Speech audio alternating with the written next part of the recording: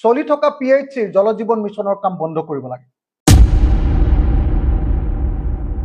অসম চৰকাৰে জল জীৱন মিছনৰ ধন বেলেগ কামত খৰচ কৰি পেলালে। 14,000 কোটি টকা এনেকুৱা কিবা এটা টকা ইউটিলাইজেশ্যন চাৰ্টিফিকেট দিব নোৱাৰাৰ কাৰণে আজি অসমত জল জীৱন মিছন বন্ধ হৈ গৈছে।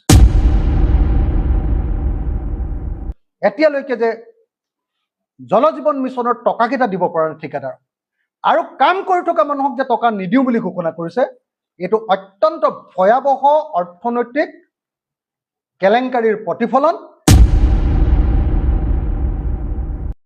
এই গোটেই ঘটনাৰ ওপৰত CBI তদন্ত ঘোষণা কৰিবৰ কাৰণে আমি দাবী উত্থাপন কৰিছোঁ। কোনে খালে পইচাবিলাক, ক'ত গ'ল পইচাবিলাক, ক'ত কেলেংকাৰী হ'ল, কিয় কেন্দ্ৰীয় চৰকাৰে ধন মুকলি কৰি নিদিয়ে, কিয় ইউটিলাইজেশ্যন চাৰ্টিফিকেট দিব পৰা নাই। এটা বিষয়ত আপোনালোকক আৰু এটা সৰুকে 2 লাইনৰ এটা আমি মন্তব্য দিব লাগিব। সেইটো হ'ল কালি আপোনালোকে সকলোৱে জানে যে অসমত সকলোবিলাক আমাৰ PHCৰ পাব্লিক হেল্থ ইঞ্জিনিয়াৰিঙৰ আমাৰ কি কয় জল জীৱন মিছনৰ সকলো আঁচনিবিলাক বন্ধ কৰিবৰ কাৰণে চলি থকা কামবিলাক বন্ধ কৰিবৰ কাৰণে নিৰ্দেশ দিছে। 31 আগষ্ট পৰ্যন্ত যিবিলাকে বিল ইতিমধ্যে দাখিল কৰিলে সেইবিলাকে হয়তো পোৱাৰ কাৰণে চেষ্টা কৰিব বুলি কৈছে। ফাইনেল বিল যিবিলাকে দাখিল কৰিলে তাৰ পাছত চলি থকা কোনো কামতে আৰু পইচা দিব নোৱাৰিব আৰু সেইকাৰণেহে এতিয়া সকলো চলি থকা PHCৰ জল জীৱন মিছনৰ কাম বন্ধ কৰিব লাগে এই নিৰ্দেশ জাৰি কৰিছে। আমি শুনা মতে অসম চৰকাৰে জল জীৱন মিছনৰ ধন বেলেগ কামত খৰচ কৰি পেলালে, যাৰ কাৰণে এতিয়া ইউটিলাইজেশ্যন চাৰ্টিফিকেট কেন্দ্ৰীয় চৰকাৰক দিব পৰা নাই।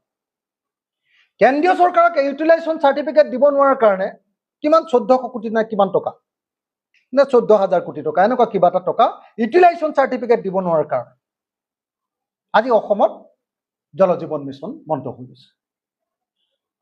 এইটো এটা ভয়ানক ঘটনা। ডাবল ইঞ্জিনৰ চৰকাৰ, ৰাজ্যত BJP, কেন্দ্ৰত BJP, তাৰ পাছতো এতিয়ালৈকে যে ব্যৱস্থা গ্ৰহণ কৰিব পৰা নাই, এতিয়ালৈকে যে জল জীৱন মিছনৰ টকাকেইটা দিব পৰা নাই ঠিকাদাৰ আৰু কাম কৰি থকা মানুহক যে টকা নিদিওঁ বুলি ঘোষণা কৰিছে, এইটো অত্যন্ত ভয়াৱহ অৰ্থনৈতিক কেলেংকাৰীৰ প্ৰতিফলন। এই গোটেই ঘটনাৰ ওপৰত CBI তদন্ত ঘোষণা কৰিবৰ কাৰণে আমি দাবী উত্থাপন কৰিছোঁ। কোনে খালে পইচাবিলাক, ক'ত গ'ল পইচাবিলাক, ক'ত কেলেংকাৰী হ'ল, কিয় কেন্দ্ৰীয় চৰকাৰে ধন মুকলি কৰি নিদিয়ে, কিয় ইউটিলাইজেশ্যন চাৰ্টিফিকেট দিব পৰা নাই, ইয়াৰ ওপৰত এটা CBI তদন্ত ঘোষণা কৰিবৰ কাৰণে আমি দাবী উত্থাপন কৰিছোঁ। ধন্যবাদ।